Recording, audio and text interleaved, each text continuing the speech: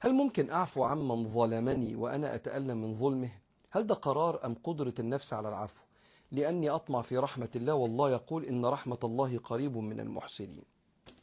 صدر الإنسان اللي بيبلع الإساءة، الصدر ده ممكن يبقى قد كده والإساءة قد كده، مش قادر استسيغها يا جماعة، مش قدرتي. فربنا ما يفرضش عليك العفو. العفو مستحب مش فرض، لا يأثم من لم يعفو.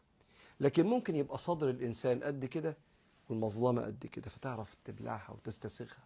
يا سلام، كده احنا من ضمن رحلات حياتنا احنا نشتغل على سعة الصدر وتقبل أقدار الله.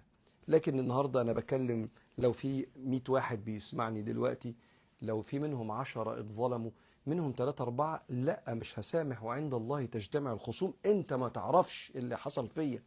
صح، فعلا ما اعرفش. عشان كده هو فعلا مش فرض.